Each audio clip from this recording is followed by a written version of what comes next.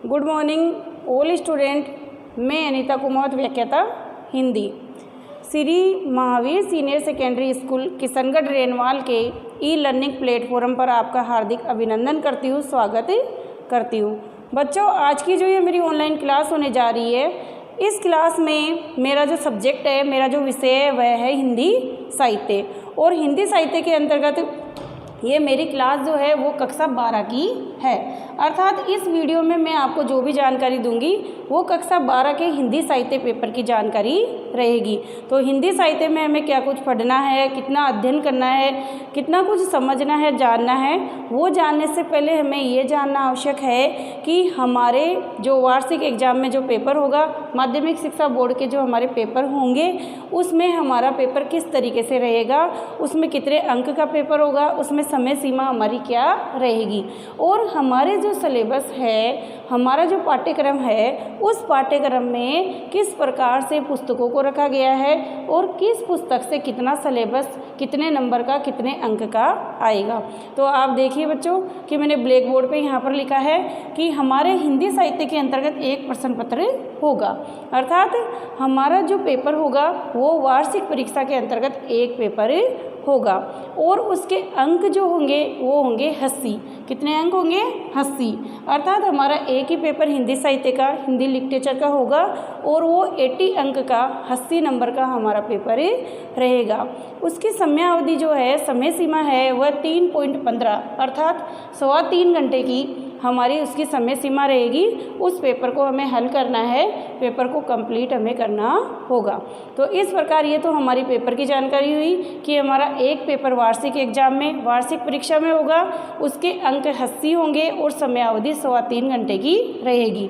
लेकिन हमारा जो बच्चों रिजल्ट आएगा वह 100 नंबर में से आएगा, क्योंकि 80 अंक का तो जो पेपर है हमारा वो तो वार्षिक एग्जाम का रहेगा, और 20 अंक हमारे सत्रांक के रहेंगे। सत्रांक का मतलब आप समझते हैं बच्चे, क्योंकि आप 11th पास करके आए हैं। तो सत्रांक का मतलब या जो अभिप्राय है वो ये है कि 20 नंबर जो हमें मिलेंगे वो विद्यालय की तरफ से भेजे जाएंगे। तो 20 नंबर तो हमें विद्यालय की तरफ से सत्रांक के रहेंगे, और 80 नंबर, 80 नंबर हमें वहाँ से लाने होंगे। तो इस प्रकार हमारा टोटल पेपर 100 अंकों का रहेगा। अब ये तो पेपर के बारे में, प्रश्न पत्र के बारे में मैंने आपको जानकारी दी है। आगे देखो बच्चों, मैं आपको बता रही हूँ कि हमारे पाठ्यक्रम में, हमारे सिलेबस के अंतर्गत कितनी बुक्स रखी गई है और किस बुक्स में कितने अंक निर्धारित किए गए हैं। तो पहले आप ध्यान दीजिएगा, मैंने ब्लैक बोर्ड पे लिखा है सरयू। पहली जो आपकी किताब है, जो प्रथम पाठ्य पुस्तक है, वह है सरयू, और सरयू जो है वह 32 अंकों की हमारी पाठ्य पुस्तक है। कहने का तात्पर्य है कि सरयू जो हमारी हिंदी साहित्य की प्रथम पाठ्य पुस्तक है, जो बुक्स है, उसमें 32 अंक का पेपर आएगा। अर्थात 32 अंक का पेपर जो है सरयू में से बनेगा, और इसमें हमारी जो है गद्य खंड और पद्य खंड में से व्याख्याएं रहेगी और प्रश्नोत्तर रहेंगे। तो 32 अंक की तो बच्चों हमारी सरयू पाठ्य पुस्तक है। इसके बाद में हमारी दूसरी जो बुक है वो है मंदाकिनी। हमारी द्वितीय जो बुक है वो है मंदाकिनी, और मंदाकिनी के अंतर्गत बच्चों 16 अंक निर्धारित किए गए हैं। कितने अंक निर्धारित किए गए हैं? 16 अंक। तो ये जो 16 अंक बच्चों इसमें निर्धारित किए गए हैं, यह 16 अंक हमें मंदाकिनी से प्राप्त करने हैं, और मंदाकिनी में भी व्याख्याएं और प्रश्नोत्तर पूछे जाएंगे। इसके बाद है हमारा काव्यांग परिचय। काव्यांग परिचय के अंतर्गत भी हमारे 16 अंक निर्धारित किए गए हैं। अर्थात 16 मार्क्स जो हमारे नंबर है वो हमें काव्यांग परिचय से प्राप्त होंगे। और काव्यांग परिचय में हम जो है रस है, छंद है, अलंकार है, इसके साथ साथ आपके सिलेबस में काव्य गुण, दोष एवं छंद को रखा गया है, उनमें से इसमें प्रश्नोत्तर आएंगे। इसके बाद में देखो, मैंने ब्लैक बोर्ड पे लिखा है हिंदी साहित्य का इतिहास।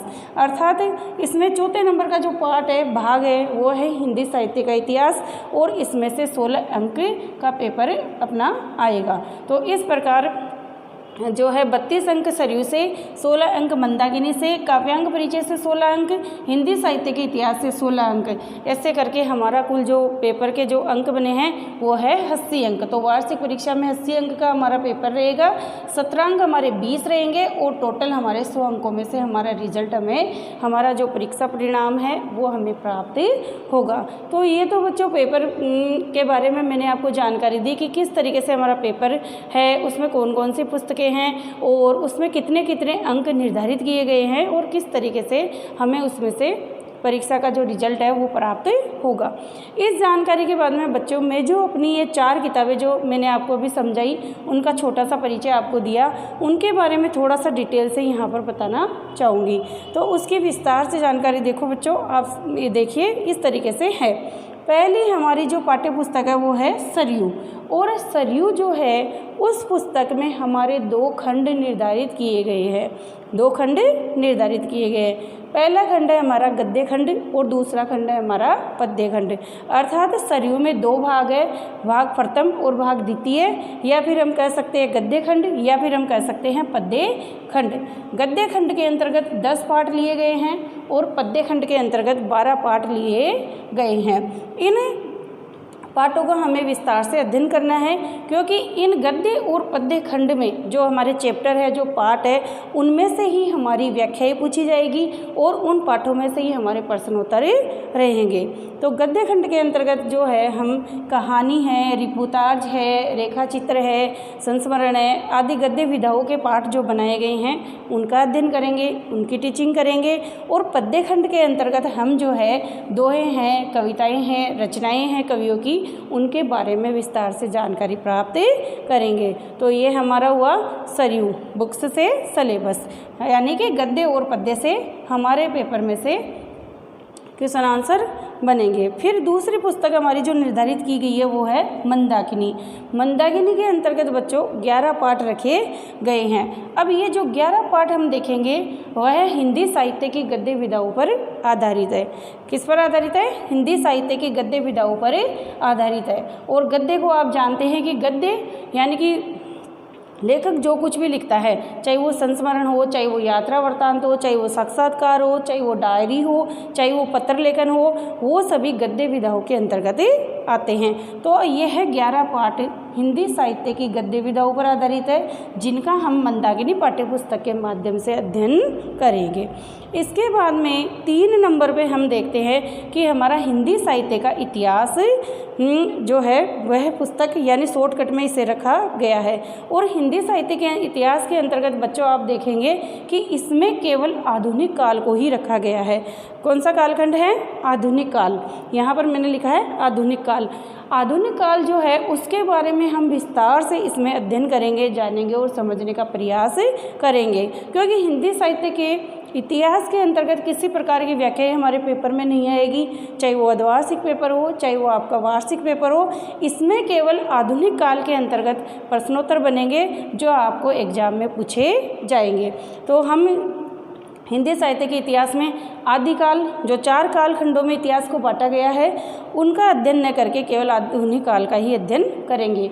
और आधुनिक काल के बारे में आपने पहले भी देखा होगा, जाना और सुना पढ़ा होगा कि इसका प्रारंभ सन 1900 से होता है।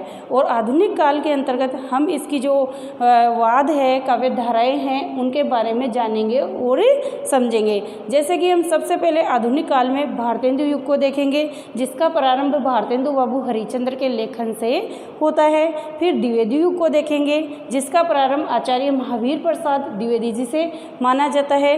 फिर छायावाद देखेंगे, फिर प्रगतिवाद, फिर प्रयोगवाद, फिर नई कविता आदि के बारे में हम विस्तार से जानने और समझने का प्रयास हिंदी साहित्य के इतिहास के अंतर्गत करेंगे। इसके बाद में 4 नंबर पर हमारा जो पाठ्यक्रम है, सिलेबस है, उसमें रखा गया है काव्यांग परिचय। काव्यांग परिचय, काव्यांग परिचय के अंतर्गत हम काव्य के गुण, दोष और छंद के बारे में जानने और समझने का प्रयास करेंगे।